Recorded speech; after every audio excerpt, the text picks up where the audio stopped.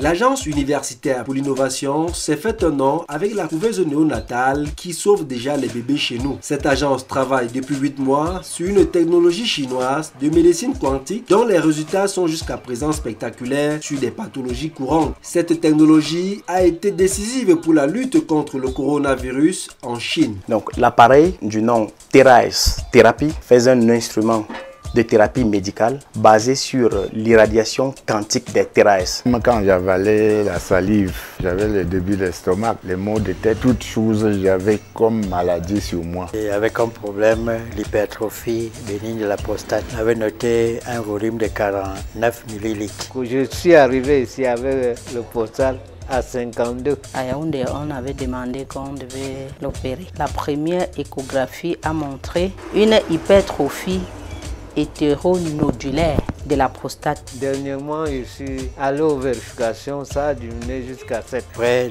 d'avoir suivi les différentes séances de traitement, on a mesuré à la fin, le volume était devenu 34. On a donc déclaré que j'étais guéri. J'ai fait 3 semaines de machine qui m'a donné un soulagement très parfait.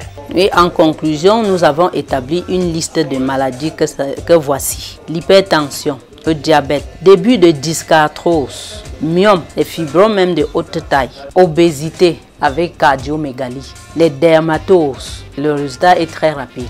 Vu donc le mécanisme de fonctionnement qui porte à une réorganisation au niveau cellulaire, au niveau des tissus, au niveau des organes, l'interaction entre le TeraS et l'organisme porte à une absorption de cette radiation. Les cellules saines, pratiquement, absorbent simplement cette chaleur et on sent un léger échauffement. Et là, pour le coup, nous sommes en face d'une technologie qui a déjà beaucoup de publications scientifiques, qui laissent penser que c'est vraiment quelque chose de prometteur. Donc nous nous sommes dit, voilà quelque chose qui peut aider pour plusieurs pathologies chez nous. On a commencé par une démarche complètement empirique et on a juste des résultats spectaculaires qui nous poussent maintenant à vouloir passer à une phase plus scientifique, à vouloir mettre en place des protocoles de recherche avec des personnels de santé qui sont intéressés, avec des universités qui sont intéressés, pour que nous essayions maintenant de soumettre cet appareil, cette technologie à une grille scientifique. Peut-être une piste sérieuse à explorer dans l'arsenal médical de lutte contre cette pandémie fulgurante.